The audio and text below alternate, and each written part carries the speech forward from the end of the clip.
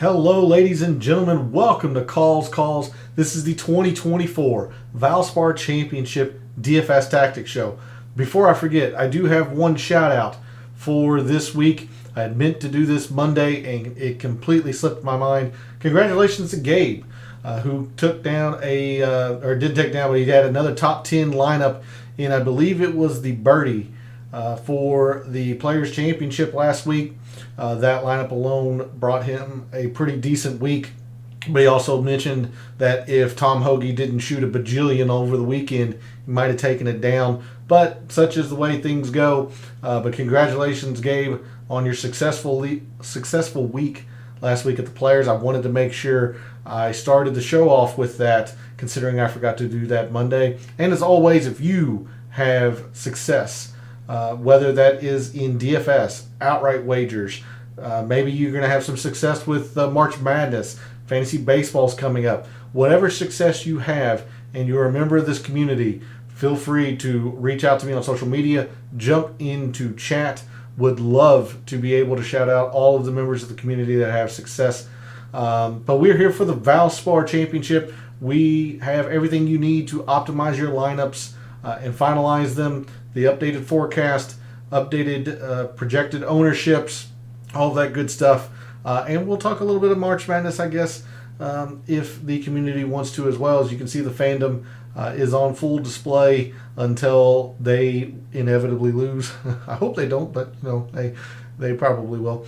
But we are going to be covering a lot of things Valspar, so let's get into it. All statistics provided tonight and every night are from fantasynational.com. It is the best golf analytics tool out there for your money. It's going to make you a much smarter golf gambler and a much better golf DFS player. Go check out fantasynational.com. You won't regret it. In the description to the video, there are links to all of the social media. First off, my X and Instagram, where I post research every week around the PGA Tour, most often around the pattern that the champions of that week's tournament share in common, the players who exhibit that pattern, all of that good stuff. So if you want to see the weekly research that I do for the PGA Tour, then give me a follow at your preferred social media site. X is also where I place my weekly betting cards and top player usage in the DFS lineups that I play. That'll be no different. That comes out after Calls and the DFS Tactics show on Wednesday evening, so that'll be out later tonight. And it's going to be an extended betting card as I'm going to combine my Valspar and my March Madness selections. Definitely fired off quite a few wagers in March Madness, or for March Madness, so going to be updating you all with that, plus the top players or most often used players in my lineups. So if you want to see those pieces of information, give me a follow over at X. And then lastly, for social media, Gabe's handle is in the description. He writes a very good article called The Fringe. It's a great way to start your week of preparation. And throughout the week, he updates you with his own version of recent form, course history. And if you are a subscriber to his article, which is free to do, by the way, you're going to be able to join us in his Substack chat every Wednesday evening after the DFS Tactics show, as he is gracious enough to host me over there, and we continue our DFS talk, talking about our best plays, areas of the price board that we seem to be gravitating to or fading away from, game theory, all of that. So you don't want to miss out on the great discussion over there. The only way you're going to be able to do that is if you subscribe to his article. It is free to do, by the way. So go show him some support. Follow him over on social media as well. Then lastly, for this elongated intro, we're live. Chat is open. I want to hear from you all in addition to the poll question, which I will post here in a moment. Who's your winner for the Valspar? Who are you targeting? Are you going to the upper extremes of the price board? Are you falling into the lower extremes of the price board? Any players that you are fading away from? But I've got some pretty interesting recommendations for you all, including a 6K play that's in my top 5 in my rankings. So you don't want to miss that. So stick around towards the end of the show as I reveal my rankings and work on lineups. But we are here to cover everything Valspar. So let's figure out our strategies and our tactics for the 2024 Valspar Championship. And we start over at Windfinder and the updated forecast, the super forecast for Palm Harbor and everything Innisbrook. Let me post this poll question very, very quickly. Quite simple. What have you spent more time on this week? Valspar research or March Madness brackets? So would love to hear from the community in that regard, what you all have worked on more this week. Of course, I'll give my answer and whatnot towards the end of the show. Looking at the forecast for Innisbrook for the week and weekend, tomorrow doesn't look too bad. Perhaps a little bit of wind in the morning, and actually is forecasted to die down throughout the day. Not sure if I want to put a whole lot of emphasis into that, because generally the wind picks up during the afternoon. But at the very least, we're not seeing a whole lot of wind in terms of Thursday. If you wanted to give a slight favor to the Thursday PM, I wouldn't blame you based on this forecast, but I'm not going to put a whole lot into it. Friday is where things really start to go haywire. You see a ton of rain. Friday very well could be a washout. The wind drastically picks up in the afternoon. Now, normally, if seeing this, I would put a heavy favor in the Thursday PM, Friday AM. Having said that, because of all the rain that is in the forecast, it very well could be that Friday is a washout, meaning that the afternoon wave of Friday gets pushed to Saturday morning. And I don't know if there would be too much of a wave advantage in that regard. So what I'm going to suggest, or at least I'm going to tell you what I'm doing. I'm not factoring in too much of a wave advantage. I'm just kind of playing my guys, because there's two lines of thinking here. And Gabe's kind of summed it best over on social media when he was talking about it a little bit earlier. What I'm going to do, I'm just not factoring it in too much. I might use the Thursday PM, Friday AM in terms of tiebreaker scenarios. But there's two ways to go about it. One, you can try to pick a half of the draw and just focus on that and hope that you're right. That is the much more boom or bust scenario. For example, if you wanted to focus on the Thursday PM, Friday AM, and just tailor all your lineups to that, if that wave advantage does indeed materialize, you're going to be in a really, really good spot. However, if that doesn't materialize, or the forecast and the rain comes in, moves the tournament around and whatnot, you're going to be struggling quite a bit, I think, if you solely focus on one half of the draw, just hoping that you get it right. The second way to go about it is to focus on both halves of the draw and just kind of split your lineups between the Thursday AM, Friday PM, and Thursday PM, Friday AM. Just kind of going 50-50. The downside of that is, right from the start, if a wave advantage materializes, your 50% of your lineups are automatically losing if you decide to split them. But conversely, you know you're not taking yourself out of the week if a wave advantage materializes, if you're playing both waves or doing lineups that focus on both waves.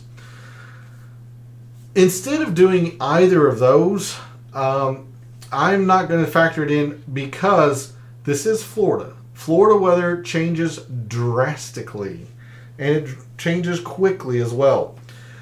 This forecast has changed a couple of times, even throughout last night and today. If we zoom out, we go to, say, Saturday, there still appears to be a little bit of rain possibility, a whole lot of wind. Sunday, Monday, even a whole lot of wind. So what I'm doing is I'm just not playing anybody that's bad in the wind. That's where I'm going with that, because except for Thursday, every single day is going to have a pretty considerable amount of wind. So that is my recommendation to you all. Instead of focusing on a half of the draw, I'm going to strongly advocate that you just don't play anybody that's bad in the wind. And instead of trying to navigate a changing forecast, a volatile forecast that has a lot of rain, instead of trying to guess which side of the draw, I'm just going to say to avoid bad wind players and then go from there. So with that, in fact, I'm going to keep that up just in case we want to look at it throughout the evening. But we'll move to Fantasy National.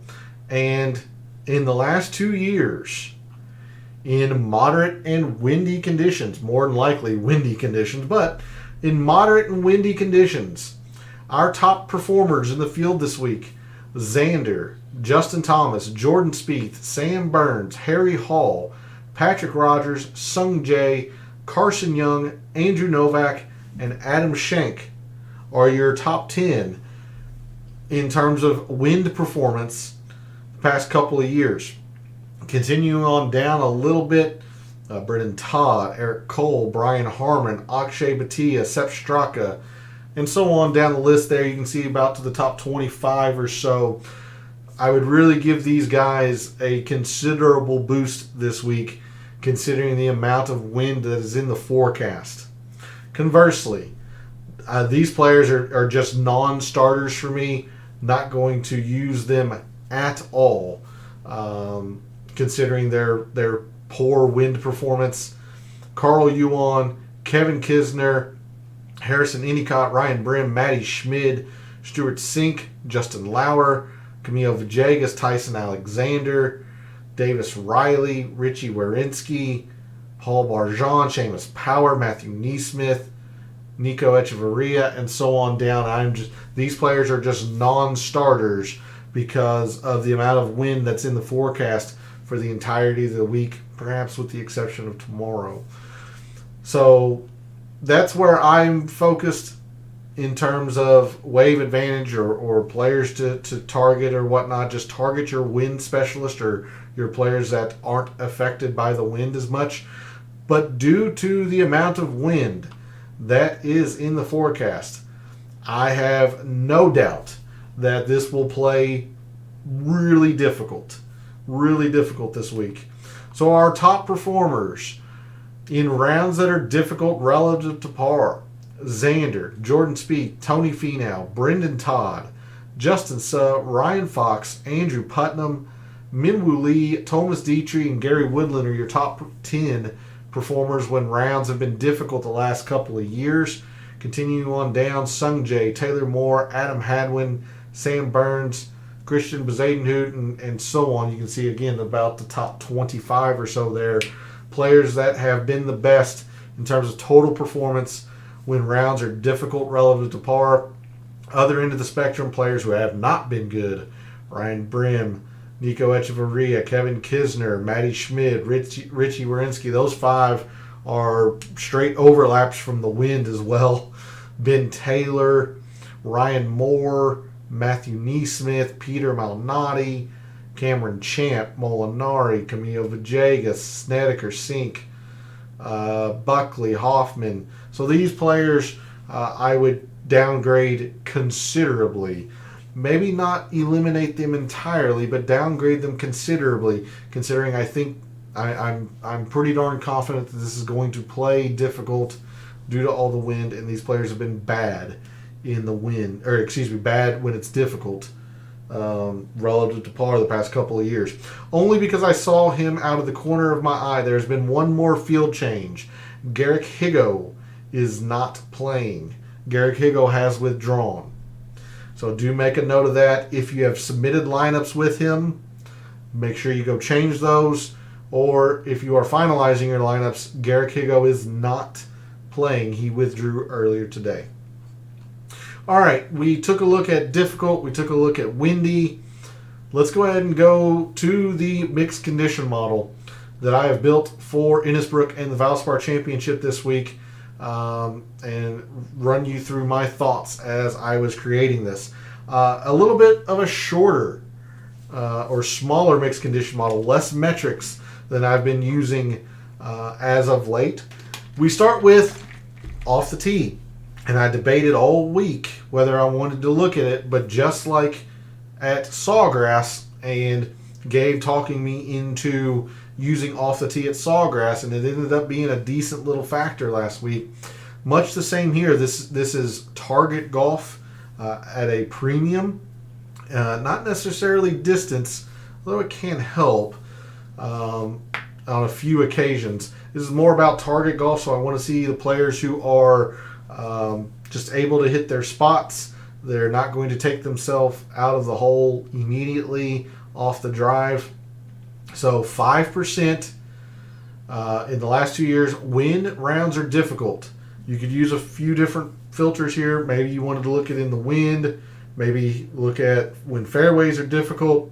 I just chose to use the scoring difficult relative to par filter because, again, I'm very, very confident that it's going to be difficult this week. I wanted to put more percentage in strokes gained approach. I ended up keeping it at 15% like last year to make sure I covered everything that I wanted to and have enough emphasis in what I wanted. So only 15% in approach. If anything, I think this is a little bit light. I would argue to go to 20% if you were going to change this percentage, but still a heavy focus on the iron game, as these greens are slightly smaller than tour average, but they're difficult to hit. Water, all in play. So I do want to target the ball strikers this week. 5% around the green in long rough. Again, probably a slight bit less than what I would have ideally liked to have had. I do think around the green is going to play a pretty big portion with the amount of wind and the difficulty that Innisbrook presents. I only had 5% kind of left by the end of the mixed condition model, and using the long rough filter helped justify only using 5% instead of looking at around the green in totality. 15% in putting, and this is one of the biggest reasons why I am a little bit lighter on these two metrics. We saw all week throughout the course breakdowns and then the stats in Excel, even in the prior leaderboards, putting is just a big deal here at Innisbrook. So I am looking at Poa Trivialis. This is what we are on here at Innisbrook in the last couple of years. So this is TPC Sawgrass from last week in 2023, TPC Scottsdale, TPC San Antonio, Harbor Town, the Stadium Course, which is the host of the Amex, Quail Hollow. All of those places have Poa Trivialis overseed. So a real big emphasis on putting this week. I wanted to really bring that to the forefront of the mixed condition model. 10% good drives gained. Again, as I talked about in the off the tee portion, I'm really focused on the accuracy. So no driving distance per se, just good drives gained. Players are able to hit the fairway, or they're good enough with their irons that they can hit the greens when in the rough. But mostly it's about the fairways. 10% when rounds are difficult to par. 10% in bogey avoidance when rounds are difficult. Again, pars are going to be pretty good scores here this week. So I want to see who can salvage their way to their pars, not lose shots. And then to round out the mixed condition model, 15% in par threes. This is a little speculative on my part, a little bit, because the data didn't really back this up. But I just have a firm belief that with 5 par threes that they're going to have added emphasis. So this is a little bit of my slant in the mixed condition model this week. 15% in par threes. You have to score on the par fives here at Innisbrook. You just got to. So 15% in the specific range of par fives, 550 to 600. We've seen all week that those are just the most important, or that is the most important range. And then to finalize the mixed condition model, 10% in the par 4s, 400 to 450. Again, we saw throughout the week that this is the range that matters the most for the par 4s. So there's a look at the mixed condition model that I have made for the Valspar and for Innisbrook this week. Good evening, Pete. Thanks for jumping in chat. It's much appreciated. Good to see you. I'm guessing that is you that has spent the more time on the Valspar research. You got a couple of local schools up there playing in some March Madness, so not sure if you're a basketball person, but it's good to see you this evening. Hopefully you're ready for the Valspar and March Madness if you are so inclined. So there's a look at the mixed condition model. Things where I could be weak. Again, as I mentioned, I think this is a little bit light on approach. If anything, I'd want to put 20% here. This is probably light on around the green. If anything, this should go to about 10%. If we needed to factor in birdies gained when it's difficult, I'll be weak to that.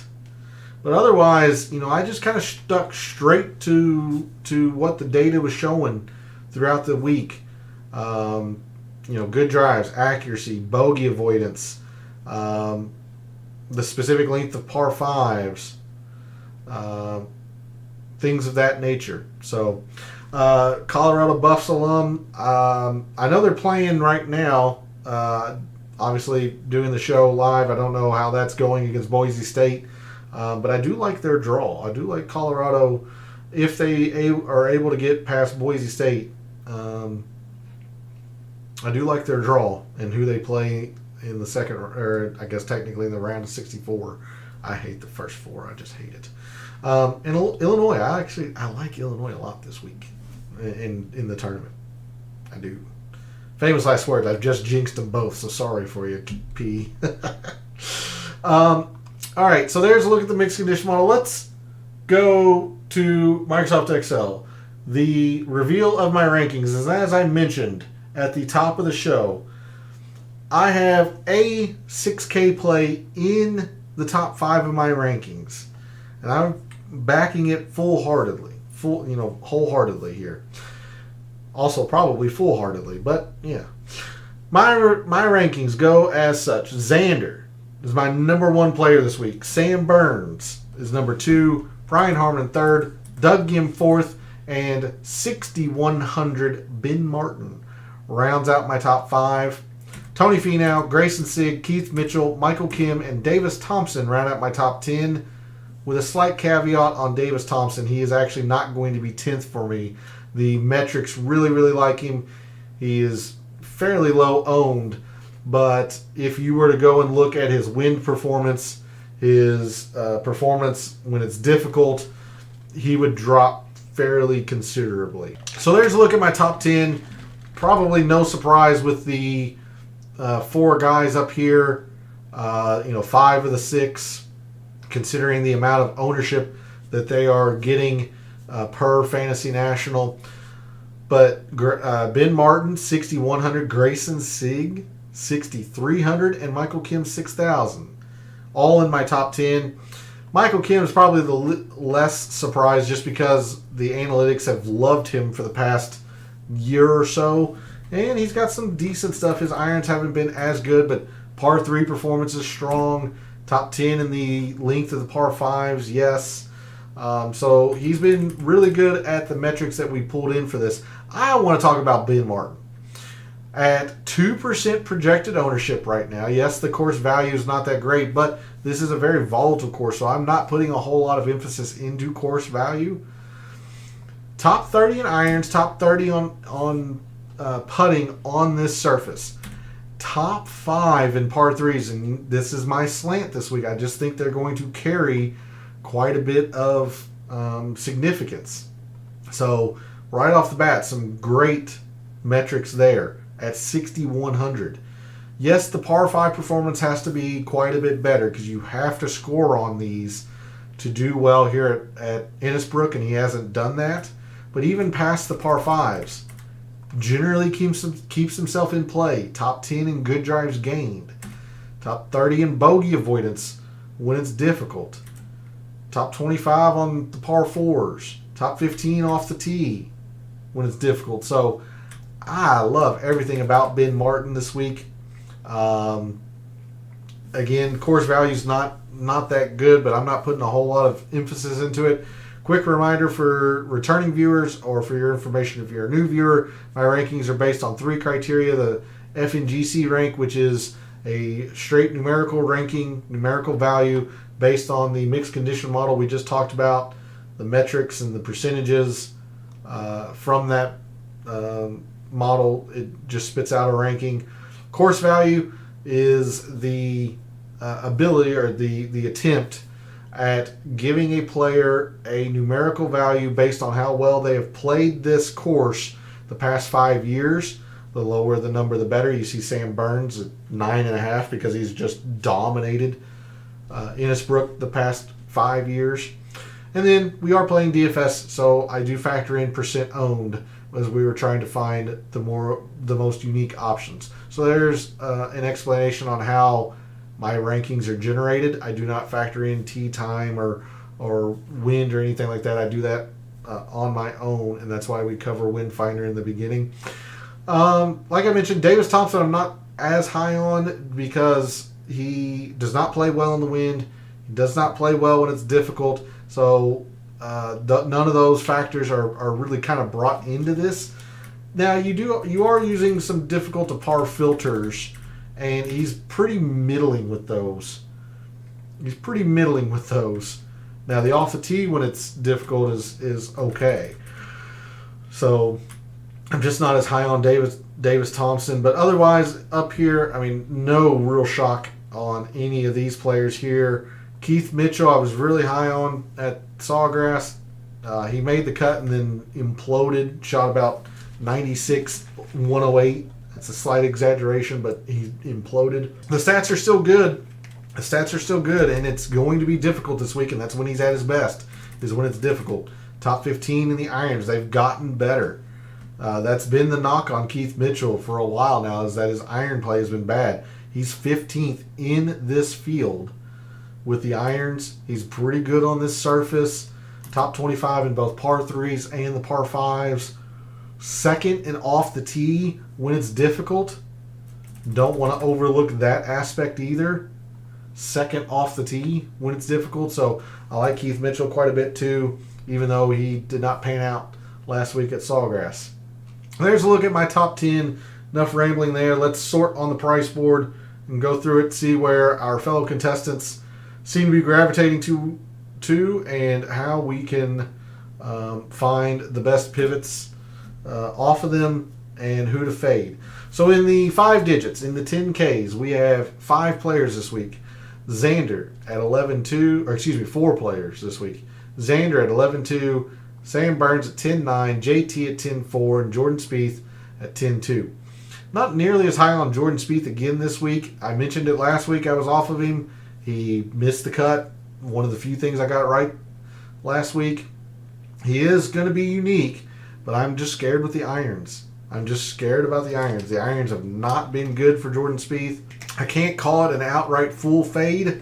I'm sure I'll have him once, but I'm not nearly as high as this 13th would suggest. Instead, look, they're the most popular plays per Fantasy National and per Gabe's source, which I'll have over here off to the side. I mean, Xander projected 38%.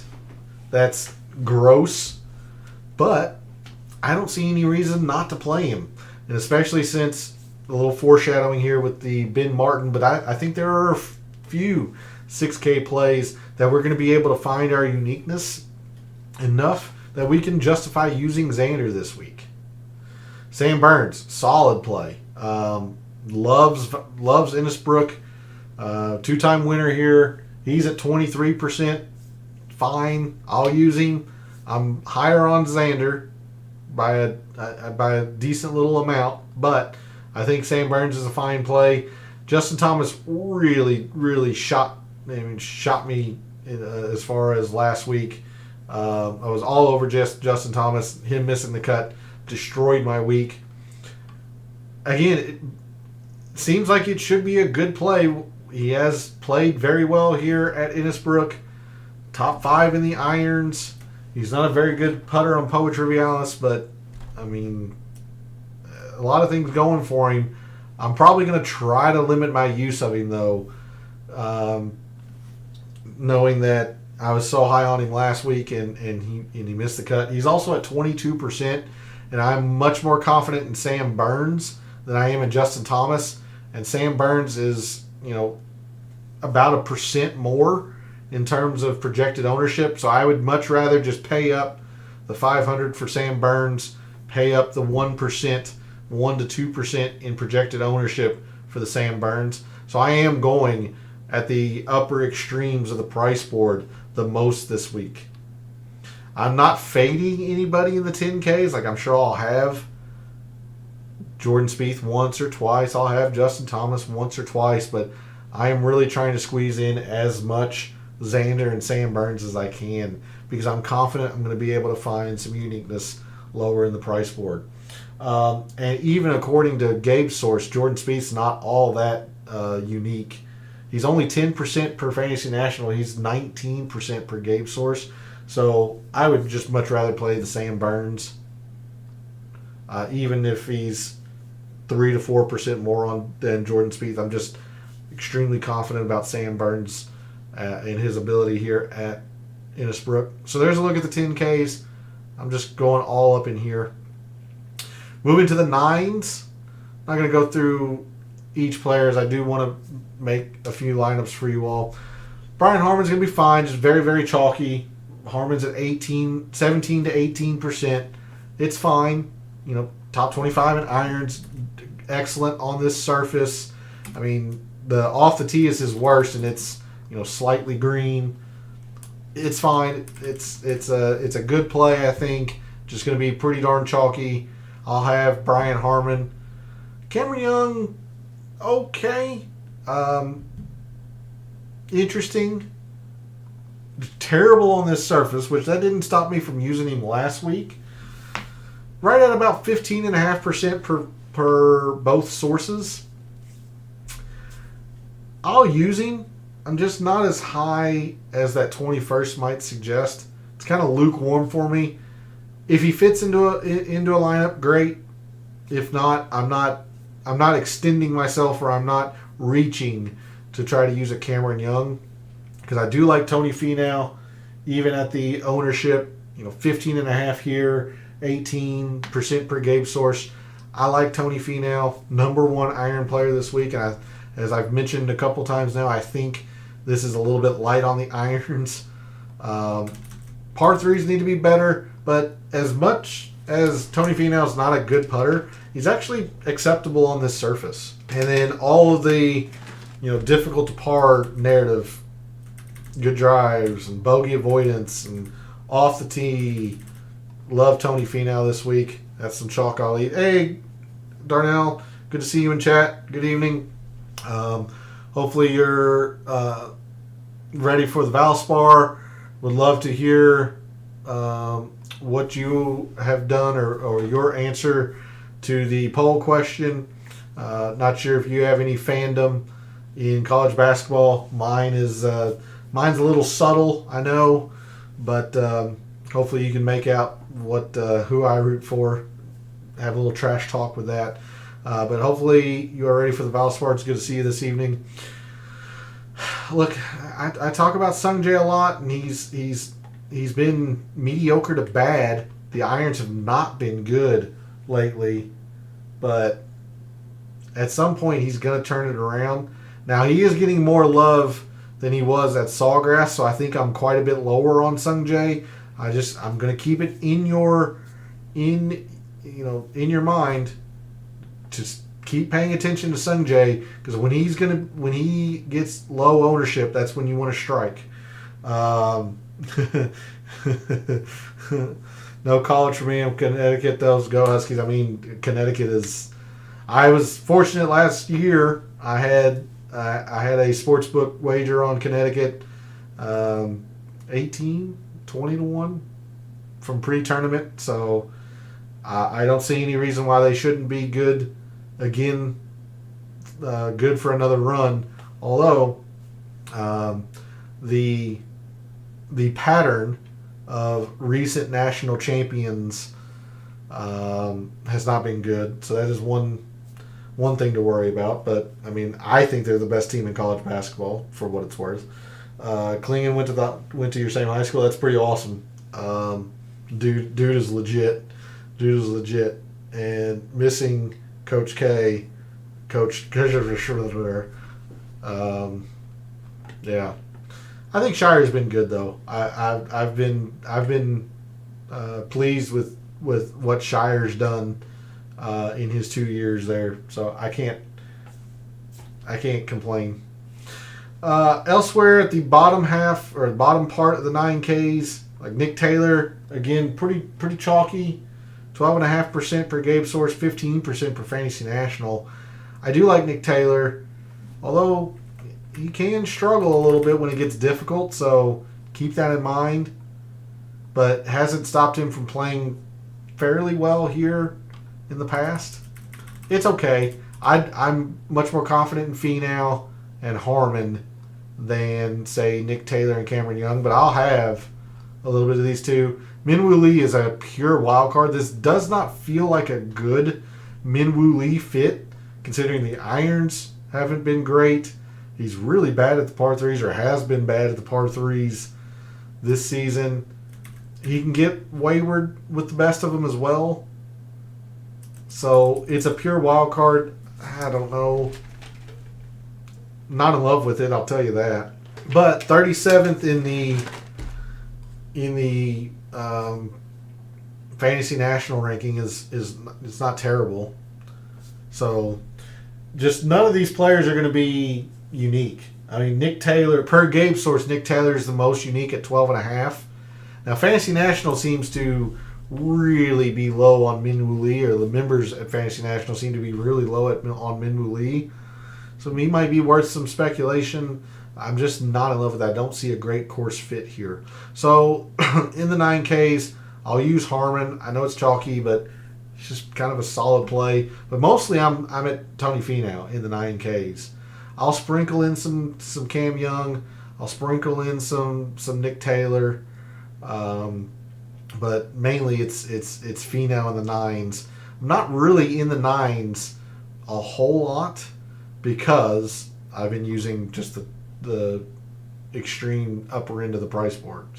Moving to the 8s. Look, I like Keith Mitchell. We talked about him in the reveal of the top 10. I like Keith Mitchell again. I know he hadn't been great here, but when it's difficult, that's when I start really paying attention to Keith Mitchell. 6th by the pure numbers. Irons have been good, which is his much maligned metric or shot recently. And he's also sub 10% per Gabe Source. So I kind of like Keith Mitchell there. Liking the weather advantage to PMA. I'm going to stack this week. That's fine. If I had to choose a half of the draw, that's the way I would go. But I'm not doing that, and I mentioned why at the beginning. So after the show, check out the beginning of the show from what you missed, and I give you my explanation on why I'm not stacking. Mostly because I think Friday's gonna be a washout. So I don't think they're gonna play the entire round Friday. Is the summary of it. But I go into much more detail at the beginning of the show. Bezadenhout, chalky, 14.5 here, 12% per Gabe Source. The irons have been very, very good. Like, conceptually, this doesn't feel like a good Christian Bezadenhout course, especially since he's not the best on long par 5s. But no denying the fact that his irons have been really good, and he loves shorter par 4s. So it could fit. He's just not very unique. I would much rather play Keith Mitchell, especially since I'm getting some uniqueness off of Bezaden as well. Eric Cole's fine. I like the difficulty, but this course can probably play a little bit longer than what Eric Cole likes. Not great at the par threes, and he's not the best off the tee at all. So he can take himself right out of the hole. My bold fade this week is Aaron Rai. Conceptually, this feels like a very, very good Aaron Rai course. This has everything to do with ownership. 15% here, close to 14 to 14.5 per Gabe source. Like I just feel much more comfortable using Keith Mitchell, maybe a Seabez or time or two, and even Doug Gim, who I'm much higher on than Aaron Rai. So Aaron Rai, it's an ownership thing, which is preventing me from really liking him because, again, conceptually, this feels like a really good Aaron Rai course. All about the accuracy, the irons, par threes. But he also struggles a little bit when it gets extremely difficult. So that I'm also going to play into that angle. And I could be wrong, but this is my bold fade for the week is Aaron Rai. Mentioned Doug Gim, again, very, very, very chalky. Probably third most projected owned, maybe fourth most projected owned player on the slate this week. I mean, for good reason. Even the putter is acceptable on Poetry Vialis. The irons have been elite lately. He actually has been playing very, very well when it's difficult. So I really like Doug Gim. Gonna have to limit your exposure to him and or find your uniqueness. I'm going with the latter because I think I can find some uniqueness elsewhere lower in the price board. But he's going to be widely owned. Just understand that. Thinking getting a nice Friday AM score will be a clear advantage. The first PM's pushed back the wins. Yeah, I mean, that's the forecast. You're not wrong, Darnell. You're not wrong with that. But that forecast has changed as well throughout this week. It is Florida. It changes. It can change quickly and it can change drastically. We saw what the players did, what was that, 2 or 3 years ago now. So you're not wrong in playing based on that forecast. You're absolutely right. It would be correct to do a Thursday PM, Friday AM favor. I am going with all of the players that are good in the wind because except for Thursday, Friday, Saturday, Sunday, Monday has wind in it if they have to go to Monday. So it just, any player that's not good in the wind is just a non-starter for me. That's how I'm approaching it. As opposed to trying to do a wave stack, I'm just choosing not to play any player that's anywhere questionable in the wind. So that's how I'm attacking it. Bo Hostler rated out well for me, and he is very, very low owned per both sources. I'm not in love with it. The irons have been suspect. Par threes aren't great. Not the best driver of the golf ball. I'm not in love with it, but he is pretty unique. He is one of the unique options in the 8Ks if you want to back Bo Hostler. And he should be pretty good in the wind, being a Texas native. Know it all too well, yeah. So Hadwin has played pretty well here. He's a former champion at the Valspar back in 17 or 18, I believe. Not in the best current form, but getting quite a bit of attention per Gabe's source.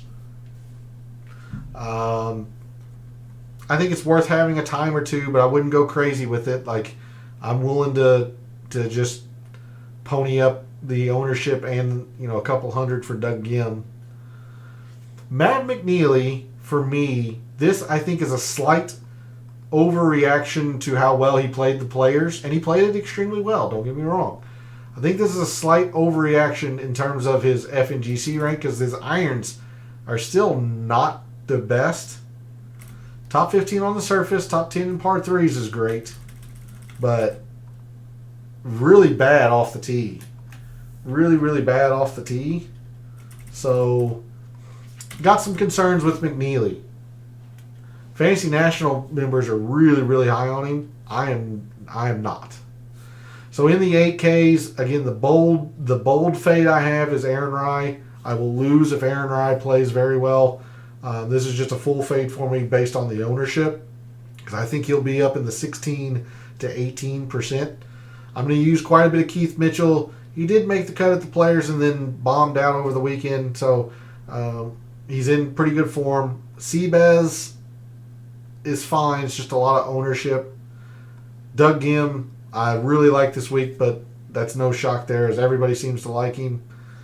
And Hadwin could be interesting to throw in a time or two.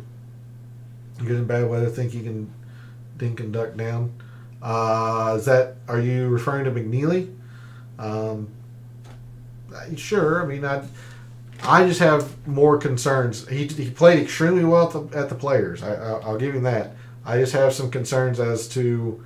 I want to see it again. Put it that way. I want to see some consistency now that he's back from injury. Moving into the upper sevens. McNeely, yeah. Moving to the upper sevens. Look, Taylor Moore is the defending champion. I know he's not been in good current form, but there's a lot to like here. 51st. I mean, the irons are acceptable. Top 30 on the surface. Past 5 weeks, it seems. McNeely? I can check that. McNeely. He's at 80, 81. Let me fix the view. Okay. Yeah, you're right. He was fairly middling at the Cognizant, but Mexico was strong. Wampo, I don't remember him top 10ing the Wampo, but yeah, you're right. You're right. Okay. He's in great form. Having said that, I do worry with the irons. The irons still aren't there, and this is a place where the irons, you really have to be dialed in with your irons. So I think that could be an issue. But you have proven me wrong in terms of his current form. He's in much better current form than I gave him credit for. Yeah, let's see. Moving to the upper sevens. Like I said, Taylor Moore, defending champion, good putter on this surface. Generally, as a grinder, avoids bogeys. So I do like Taylor Moore a little bit. 10.5 here, 8% per Gabe Source. I like it. Putnam is kind of interesting because I don't have a whole lot of emphasis in off the tee. If you think off the tee is going to play more than what I've got here, then don't look at Andrew Putnam. And you see the course value is horrendous. He is going to be pretty darn unique, 9% and 7%. I think it's worth a look. I also kind of like Taylor Montgomery. The irons are better right now because that was his knock last year. He came onto the scene in the fall of 2022 and lit the PGA Tour on fire. I mean, he was top 15ing everything, but his irons were real suspect. He was doing it with the short game. You see, he is the number one putter on this surface, and how much we've emphasized putting this week. I do like Taylor Montgomery. Having said that, he does have some eyesore statistics, so it's not without some risk. But I'm going to believe in that putter on a course that really rewards top end putting. He's also very unique, 7% and 6%. So I like Taylor Montgomery. I'm going to use him quite a bit. Lucas Glover, 14% and 13.5%. Like, look, I understand the irons are good and the putter's been better, but anytime you have a chalky Lucas Glover, no thank you. I'm just out. So that's the second. I can't say it's as bold as Aaron Rai, but that's the second player I'll lose to, is if Lucas Glover plays well, because I just don't want any part of a chalky Lucas Glover. I've mentioned him like for seemingly weeks now. But anytime it's difficult, I really like Ryan Fox. And he played really well Thursday at the Players and then backed up on Friday to miss the cut on the number. Good drives gain could be an issue, but I don't think the wind is going to be bothersome. He was top 10 or maybe top 15 in this field the last 2 years when it's difficult relative to par. I understand the hesitation considering I've backed him a couple of times now and he's not made the cut. But I'm going to go right back to him. I believe in the talent of the player. Adam Schenk's getting a lot of love, probably because of the course history. He's played it fairly well. The irons are nowhere near where he was, early on in the season last year. Par threes haven't been good. I'm out on Adam Schenk as well. So in the sevens, I'm going to use Taylor Moore. He's a little bit more popular than I would like, but I'm going to use some Taylor Moore. But my uniqueness in here, I'm going to use some Putnam. I'll be using some Taylor Montgomery. I didn't talk about Sam Ryder. It's okay. He's getting some attention though. Sam Ryder, 13% per Fantasy National, about 8 or 9% per Gabe Source. So a little bit more attention than I would like, but I think it's fine. I'm just going to go Ryan Fox again, 2.5% and 3.5%, and I'll lose again if Ryan Fox doesn't play well. But the combination of a low price and I just believe in the talent of the player. All right, moving into the 6Ks. There's a few players I do want to talk about for you all. I'll mention Victor Paris at 69. Excellent irons, in form right now. He's also been pretty good when it's difficult. So I do want to mention him. He is garnering a little bit of attention, sure. Anywhere between 7 and 8.5%. I like Victor Paris.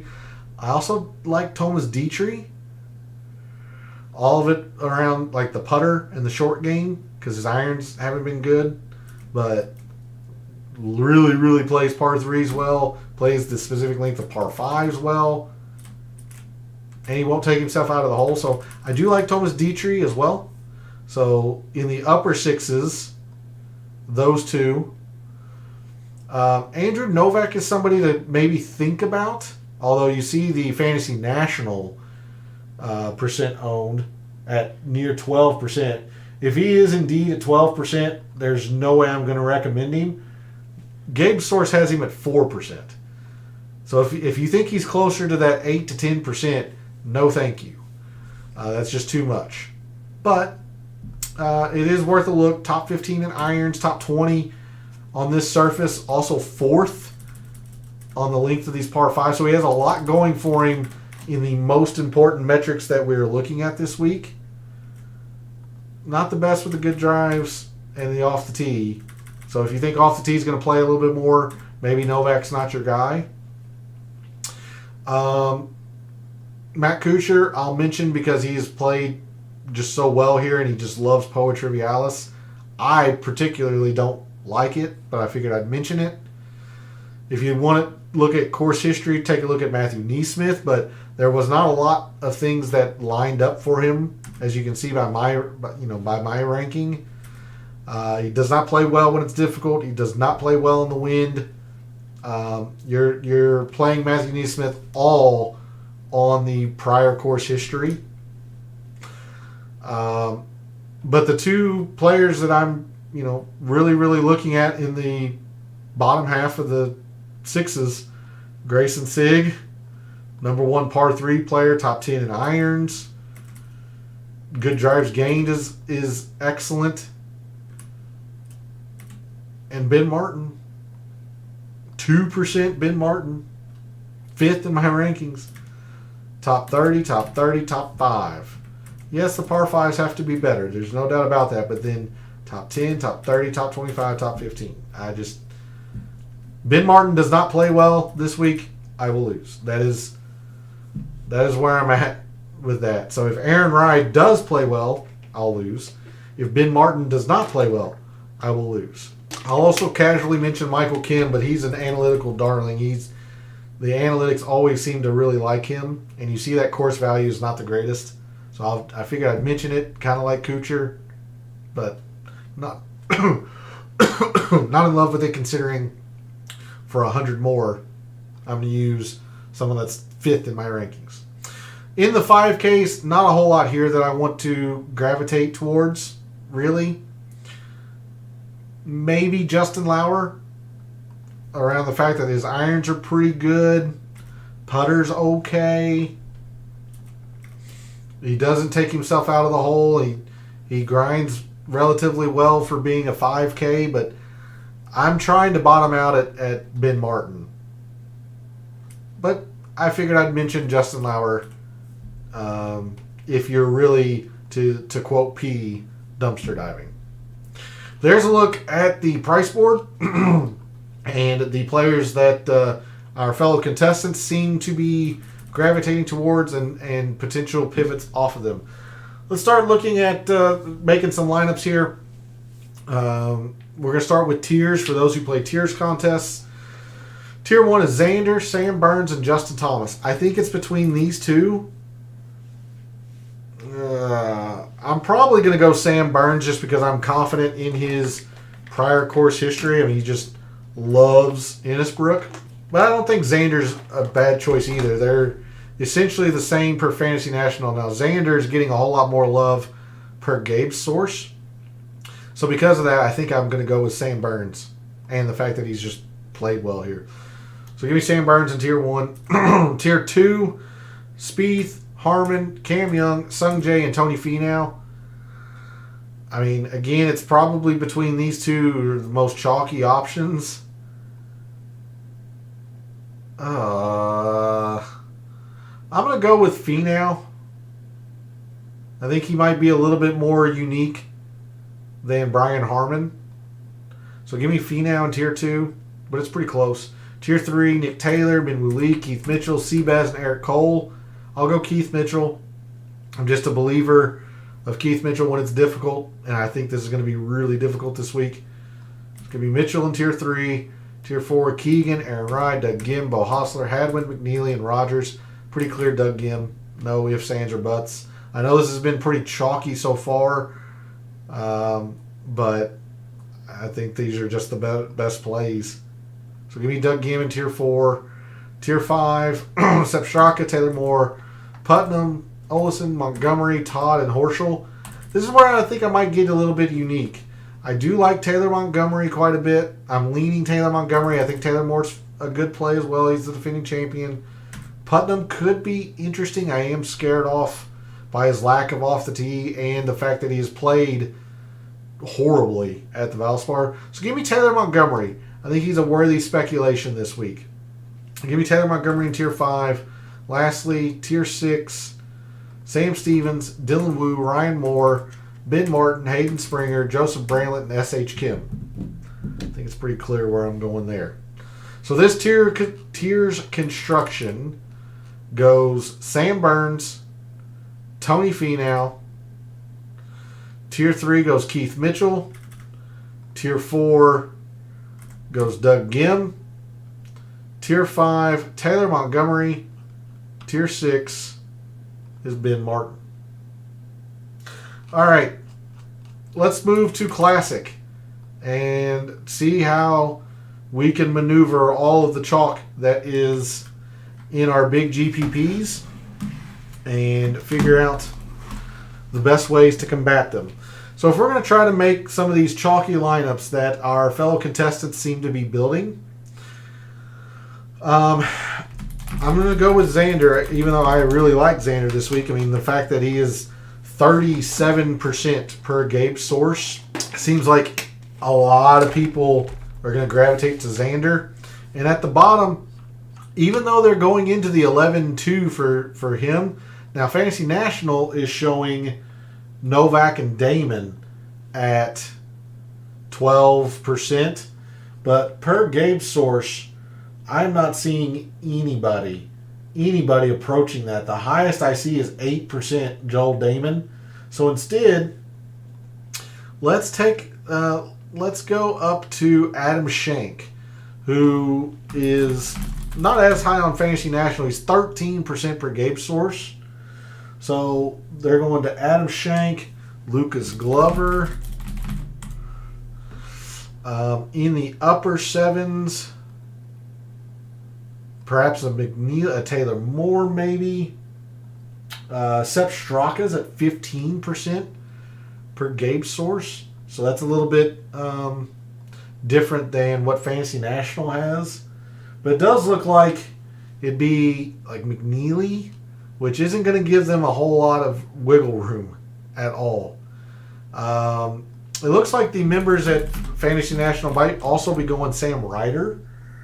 Per Gabe source, Sam Ryder is only at 7, but we'll use the Fantasy National ownerships here. So Sam Ryder, now they can go to like a McNeely. Doug Gim absolutely would be in this. 87, Eric Cole, not so much. This would be like Aaron Rye. If we drop down to Mav, then you go up to 9,000. Christian Bezaden, who's getting a lot of attention. So, you're looking at about a 14% lineup there. And that's using Xander because Gabe's source has him at 37%. Pretty chalky shell here, I would think. You could obviously move some of these around. Maybe this is Doug Gim and Aaron Rye. These two here could also be a common combination there. That's right at 15%. But Schenk and Glover, a little bit of Sam Ryder. That is where our fellow contestants are gravitating towards in the low sevens.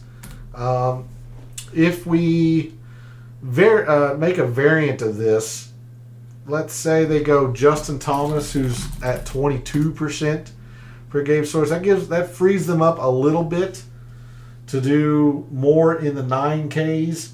Perhaps they go to a Tony Finau. But again, it's going to be the same issue and the same players down here. Adam Schenk and Lucas Glover. Maybe a McNeely. Taylor Moore getting a little bit as well. Yeah, that's Mav. So there's another look at a lineup that's perhaps maybe not touching the upper extremes of a Xander or Sam Burns. They're going JT, maybe a Tony Finau or a Nick Taylor, and then dropping down into the mid to low 8s for an Aaron Rye, a Doug Gim, a Mav McNeely, and then rounding out their lineup that way. So how are we going to combat all of that chalk? Well, the first decision you have to ask is, are you going to use a Xander or Sam Burns? If you are, I've given you a few players that I think you'll be able to pull that off. But let's say you're going to try and not use the upper end of the price board. If you're not going to go to Xander or Sam Burns, I really think you're going to build a pretty darn balanced lineup. In the sense of perhaps you go like a Brian Harman, who I know is chalky, but you're going to gain a lot of uniqueness off of these two at least. Maybe a Brian Harman. Again, I really like Tony Finau this week. That's where I would start. Go with a Tony Finau. We can look at perhaps a Nick Taylor. I don't know how the community feels about a Minwoo Lee, but Keith Mitchell, who I'm extremely high on again this week. Eric Cole could be interesting. Seabass, perhaps.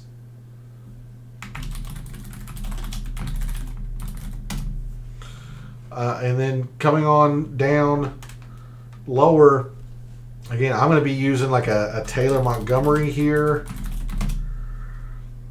Bottom out. We don't even have to flirt with the 6Ks.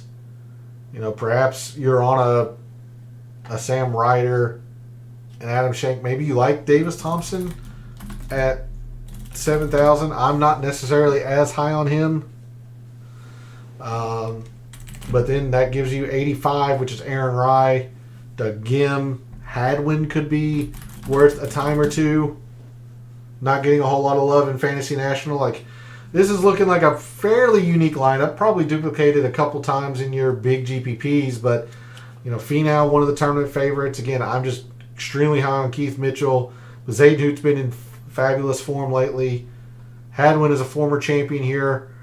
Davis Thompson really, really devours the par fives, which is what you have to take advantage of at Innisbrook. And the irons have been really, really good lately. I'm just concerned because he just generally doesn't play well in the wind or when it's difficult. But it's worthy of a speculation, I think. And then Taylor Montgomery. But the way I've been going about it, this is not the kind of lineups I've been building. This is one way you can go about it. But the way I've been going about it, I mean, I've talked about it all night. I'm just Ben Martin, 6,100, 2%. I don't mind doubling up in the sixes either. I've mentioned quite a few players. I could go to Grayson Sigg. I'm not as in love with that one. But go something to the effect of Ben Martin and Andrew Novak. Ben Martin and Thomas Dietrich. Ben Martin and Victor Paris. Really, really like the ability to double up in the 6Ks. It's dangerous to do it, but the reason I've been doing it is I've just been getting greedy. Schauffele and Burns. Just going balls to the walls with it. Finding my uniqueness down here, which allows me to use the two most projected owned players and the two players I'm most confident in, obviously being 1 and 2 in my rankings. Gonna have to try to find some price saving a little bit here. You can do 2 mids, Taylor Montgomery and maybe a Brendan Todd. I'm going to be using Ryan Fox just because I believe in the talent of the player. Again, this could be Taylor Montgomery. 78 is Taylor Moore. Andrew Putnam might be worth a shot. But I'll throw Taylor Moore into this. Like, these are the kind of lineups that I've been building. Pretty darn sure I'm going to be unique. Throwing both of these two in here with the 6,100 Ben Martin that I'm just all in on. And then rounding it out as you see fit. There is another way you can do it, but this is the lineup that or the shell of a lineup that I've been doing the most. There's another way you can go about this, and it revolves around the same kind of Ben Martin at the bottom. We'll use a different player. Perhaps we'll go to let's just do an Andrew Novak. I know per Fantasy National he's going to be more owned, but per Gabe Source he's not. He is sitting at 67. He's sitting at 4%. So it doesn't look like, at least per Gabe Source, many of our fellow contestants are dropping into the sixes. But the other way you go about this is do this kind of balanced -1 almost, where you would go like a Justin Thomas, or I'm not in love with a Jordan Spieth, but that's what you would do. Do like a Thomas or a Spieth. I'm going to start this with Brian Harman, and then move down to like Tony Finau. You can maybe do a Nick Taylor, but I'll drop down to a Keith Mitchell. Doug Gim, even though he's popular. Just fill in all of this up in here. Instead of doing like 2 big names like Xander and Burns, try to fill it out with 4 or even 5.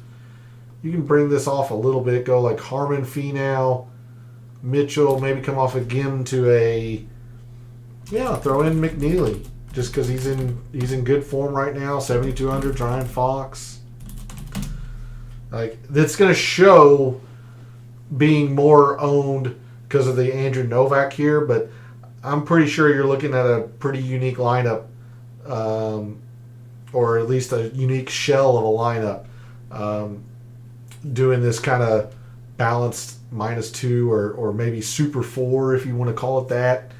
But yeah, that's the way I've been building my lineups, is either going like extremely high at the top, Xander Burns, Xander maybe JT, Sam Burns maybe JT or Spieth, just getting real greedy at the top, going double sixes and then rounding out, the low and the mid sevens, or doing this kind of like Super 4 where you go like a Harmon, Finau, Taylor, Mitchell, Bezuidenhout, some combination thereof.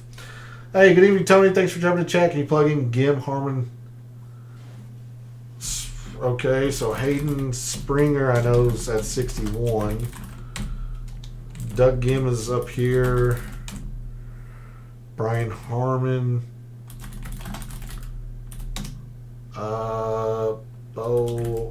That's Nick Taylor. I think Hostler's here. Yeah. And then, who's the other one? Taylor Moore. Yeah, I mean, you're probably looking at something fairly unique. You might get duplicated a little bit. Like Hayden Springer is going to be really unique. This kind of fits into that kind of shell of a lineup that I was just mentioning with that Super 4 or Super 5 or balanced -1, if you will. You go Harmon, Taylor or Finau, Gim. I'm not there with Aaron Rai, but perhaps you are. Gim or Hadwin, McNeely. I'm not in love with Hostler, but I don't hate it. But yeah, this is the exact kind of shell of a lineup I was just talking about. I wouldn't use Springer. I would use Ben Martin, but I don't hate Hayden Springer by any means. I've generated him in a few lineups. I don't know if I'll end up using those lineups, but I have generated some lineups with him. I like the shell. I like that. I like the idea, the concept of that lineup. Me personally, I'd go maybe a couple of different places in it, but I do like that shell quite a bit. Stick around for a couple minutes if there are any other questions. As you will see by my betting card, I've actually spent more time on March Madness this week. I've got a pretty extensive betting card for March Madness this week. But hopefully I've been able to provide you all with some insights into the Valspar Championship, get us on the right track as the players and the cognizant just didn't go our way, at least didn't go my way. So hopefully we're going to get back on the right foot there. So just to answer my own question, I've actually spent more time with the brackets. My one and done selection this week, I'm gonna play it safe. I'm gonna take Sam Burns. I had no idea Iowa State was balling like that. So you hear, I don't know if you heard it from anywhere else, but come next week, you can throw it in my face, but you heard it from me. I'm actually picking South Dakota State to beat Iowa State. That is my big upset. I'm taking that 15 over a 2. When Iowa State wins by 40, you can jump into the show on Sunday night or Monday night and tell me I'm an idiot. It'd be well worth it. But that is the biggest upset that I have. I am taking South Dakota State over Iowa State. Hey, Gabe, thanks for jumping to chat right at the end of the show. Appreciate it. I'll be over in your chat here shortly, wrapping up the show here. I'll be interested to hear, the kind of direction that you're going, as I showed a couple of lineups that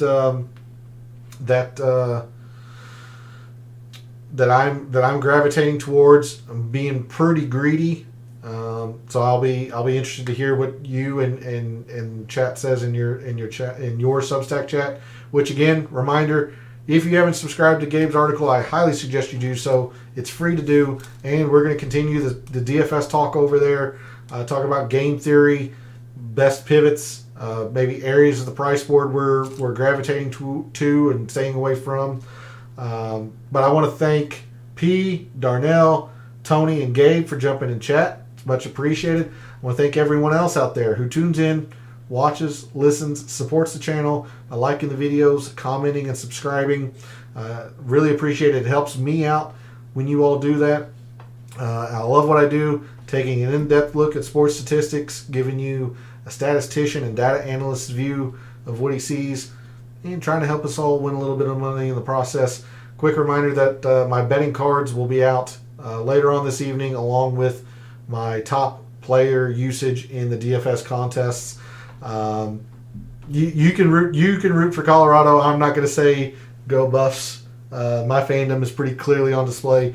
Thanks again for all the support. I enjoy interacting with all of you. Let me know how your week goes for the Valspar and how your brackets do throughout the weekend. For all of the wagers you have made this week for the Valspar Championship, for all the DFS contests you play this week for the Valspar Championship, for this weekend and every weekend, may all your bets be profitable.